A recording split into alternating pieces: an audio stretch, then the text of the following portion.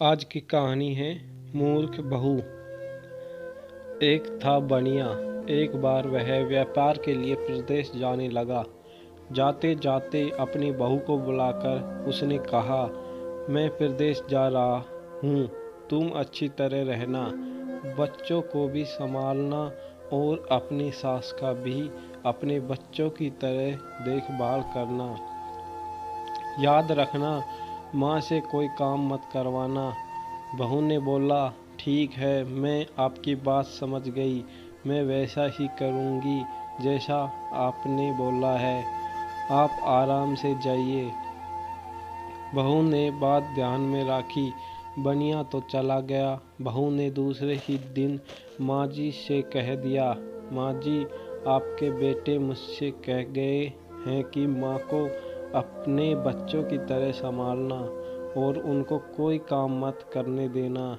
अब आप घर का कोई काम मत कीजिए, आप तो इन बच्चों के साथ खेलिए, खाइए और मौज करिए। माँ जी गहरे सोच में पड़ गई। फिर बोली, बहू ठीक है, अब मैं ऐसा ही करूँगी। कुछ दिनों के बाद बहू ने अपनी बेटे के कान छिदवाए। उस समय बहू को अपने पति की यह बात याद आई कि माँ को बच्चों की तरह ही संभालना है। इसलिए बहू ने माँ जी के कान छिदवाने की बात सोची।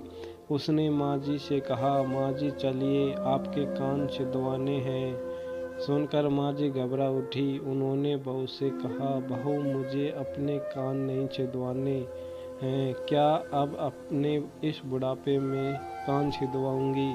बहू बोली, जी नहीं माँ जी, आपको तो यह करना ही होगा।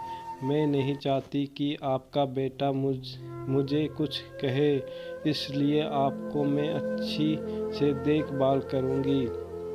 मेरी दोनों आंखें बराबर हैं, जैसी लड़की है वैसी ही आप भी। माँ जी मन ही मन समझ गई और सुनार के पास बैठकर उन्होंने अपने कान छिदवा लिए। सुनार ने कान छेदे और कान में धागा भी डाला। बहू जिस तरह रोज रोज लड़की के कान में तेल लगाती थी, उसी तरह माँ जी के कान में भी लगाती रही। थोड़े दिनों बाद बहू ने अपने बेटे के लिए बाली बनवाई तो उसे अपने पति की बात याद आई। फिर उसने माँ जी के लिए भी बाली बनवाई और कहा, आइए आपको यह बाली पहना दूँ। माँ जी ने कहा, बहू मुझको बाली क्यों पहनाती हो? मैं बूढ़ी हूँ, मुझे इसकी ज़रूरत नहीं है। बाली तुम अपनी बिटिया को पहनाओ, मुझको नहीं पहननी है। लेकिन बहू नहीं मानी। जबरदस्ती करके माँ जी को बाली पहना ही दी।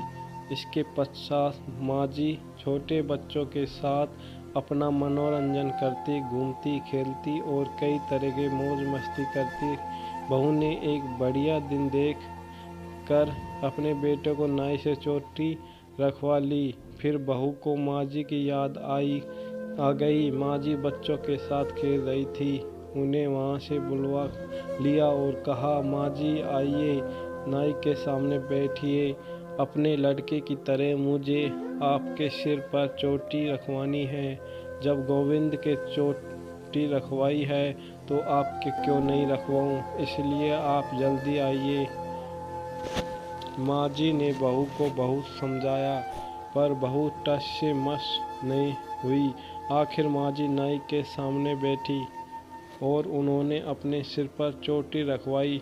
बहू ने गोविंद को और माँ जी को जो बोला वही किया उनके साथ। बाद में बहू रोज माँ जी की चोटी में तेल डालती, चोटी गूंथती और सर पर ओढ़नी डालकर माँ जी को बच्चों के साथ खेलने के लिए भेजती।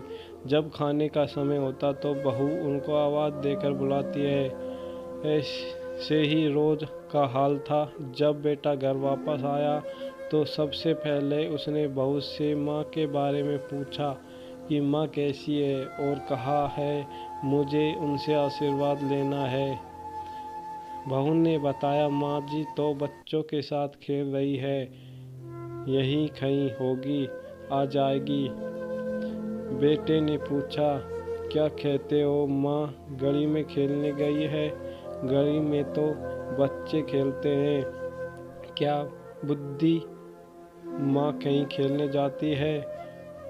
बहू ने कहा, मैं तो माँ को खेलने भेजती हूँ। आपने कहा नहीं था कि माँ को बच्चों की तरह रखना। मैंने तो लड़की की तरह ही माँ के भी कान बिंदवाए और कानों में बालियाँ पहनाई। जब लड़के की चोटी रखवाई तो मैंने माँ की भी चोटी रखवा ली थी। जब मैं सबको खेलने भेजती तो माँ को क्यों न भेजूं? मुझको सबके साथ साथ एक सा व्यवहार करना चाहिए। पति समझ गया कि उसकी मूर्ख स्त्री की अक्ल का दिवाला निकल गया है। बाद में पति के कहने पर बहू ने माँ को पुकारा। माँ जी गली में से खेलती खेलती आई और अपने बेटे को देखकर उसकी आंखों में आंसू छलछला आए।